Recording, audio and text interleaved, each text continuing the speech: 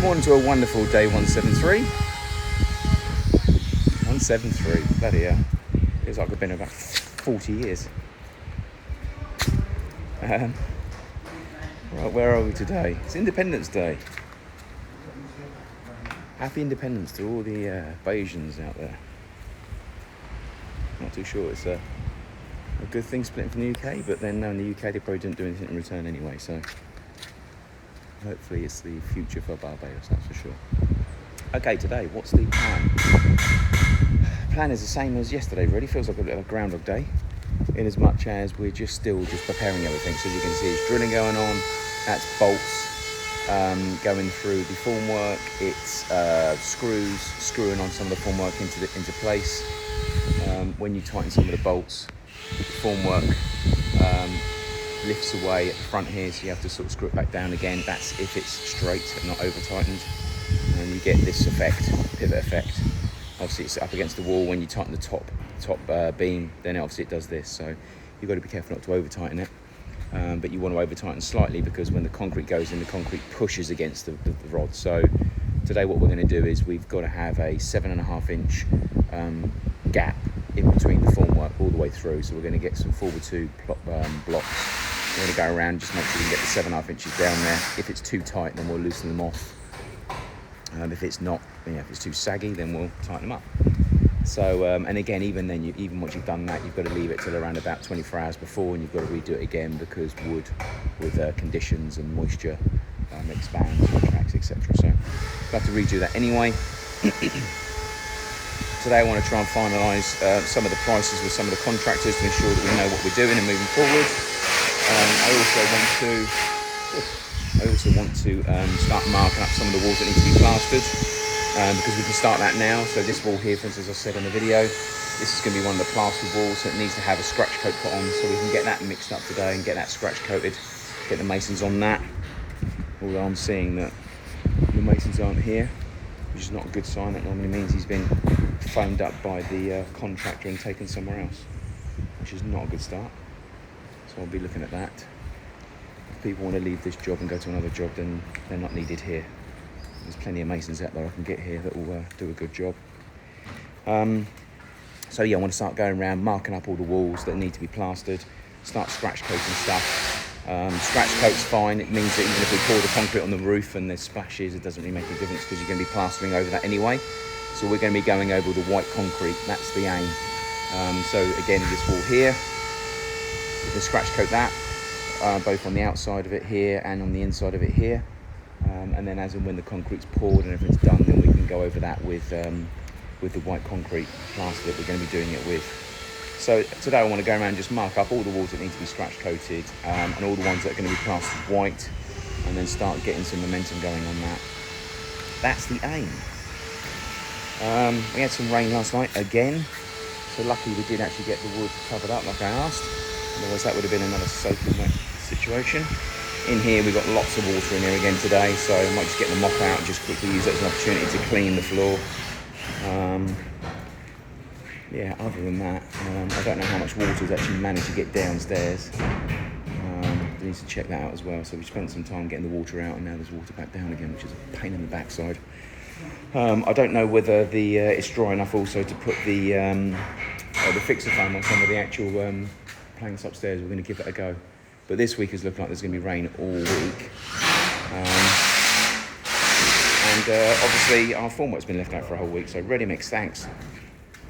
Thanks for delaying us for another week and getting all the plywood all soaking wet and bubbly. It means our finish is going to be shite. Also means we have to double check all the ply as well, just to make sure it survives. And some of it is old ply that we used downstairs in the basement, and as you know, the basement went on for like 6, 7, 8 weeks in the end. So that ply was out for a long time, so we've got to make sure we don't use some shitty ply that's not going to be able to sustain the weight. And I also want to look at these pipes today, because they are not running forwards, they're running backwards. Good old plumber. I don't know. But anyway, so there's some stuff to do today. So let me crack on with that, and I'll update you as the morning goes. Okay, we're 10 to 12. Let's have a quick update what we're up to. Having a political chat. Make you laugh. Okay, right. So we've been working on getting these bases blinded. In fact, let me go down and I can show you. Oh. So each one of these has now been full with marl and has now had a concrete base put in. The pads that the support columns are going to be sitting on have been done as well.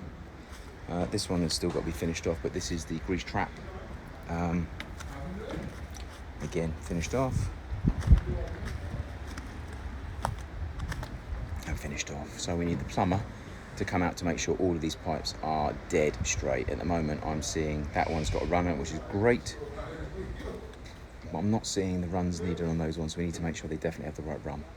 And then this big pipe here is going to come straight through here. As you run on, connect on there, connect on there, connect on there, and go back down through this pump, and then carry on to the next. So that's the next big job we've got. Next bit also is drilling through the wall behind me and taking the gutters from the top of the roof. We have 3, 1 central. So as you can see, 1 in there just hiding away. There's one at the very end where the hole has been broken out over there. And there's one right in the very far corner near the steps. All 3 of these we're literally going to take a little bit lower. We're going to work out where the road level is. And we're going to bust through the wall. I'm going to take it through the front grass, and then we're going to punch it out of the curb. So all of the gutter water from the roof will be taken out to the roads. We were going to connect them all up and take it down that way, but there's just no way of getting it out. So we're actually going to take it, we're going to find the right level, and we're going to take it straight out to the roads. Again, you've got to have a fall, same fall as that really. So the water will come straight out from that height, straight through here, and flood out into the road, and then it will go down to the end of the road, and then just behind that wall at the end there is a well. The actual well itself will take the rain and deal with it until it overflows, and then we will probably pump it out to the beach. So that's one thing we've been undertaking. The other thing we're doing at the moment is just preparing the bed where the utilities and the rubbish is going to be. So we're going to blind that later on and take it to the road ourselves, and then tomorrow, after the DPM's been put down, we'll actually have the BRC steel put in. So I'll show you. So we've had the actual the marl put in, which should really be compacted. We've got a concrete level in there. It's patched out in the corner because that's where the power cable is going to come up. So this is where the bin cupboard will be, and this will be where the water and electric is going to be. So as you can see with the red markers at the back, that's where the floor level will be. So this will come down and slope down to the road. So we'll blind that, blind being concrete, and then tomorrow we'll put the waterproof down, and from the waterproof we'll also then put the BRC down, and then once the BRC's down, then it's a case of just getting it concreted. We've also got to get this all moved, obviously, because the pipe's going to be coming through here behind me. It's actually going to come over underneath where I'm standing, and it's going to go into that well there. So as you can see, we've got to move all the stone and sand, and we've got to dig up the driveway where we are now to get that pipe in. So we've got to do that, and we've also got to take from diagonally where the utilities is. We've got to dig up all the way down here. We've got to come through the driveway, and we've got to take the actual electric mains in through where these pipes are here. At the same time, as you can see, there's 5 4-inch pipes there. On the side of the garage, which will be over there where that tap is, that is where the gas bottles are going to be, and that's also where the condensing units for the air conditioner are going to be as well. So we'll need to run some 4-inch pipes all the way through the floor here over to here and connect up with those. Don't forget that is about a foot underground, so we'll run the pipes across and we'll put marl over the top. So we're still needing to keep this open for logistics. So the concrete lorry is going to reverse into here on Saturday to pour the roof there. So we can't put anything down at the moment. This white pipe here has been put down just to get the mains water connected into the building to ensure there's no leakages. But again, tomorrow we're going to be disconnecting that, and the mains water is going to come from the corner where it's coming now, and it's going to be fixed all along the wall, all the way around here, all the way down to the corner. Then it's going to take a sharp left over behind the cottage, and it's going to come in to the back left-hand corner of the cottage. So we're going to do that tomorrow as well. That's one thing the plumber has promised he's going to do. Hopefully he turns up, because he's famous for saying I'll be there tomorrow and doesn't come. So fingers crossed he's going to be here. But everything else is done. Here's one of the man. Again, the benching we talked about.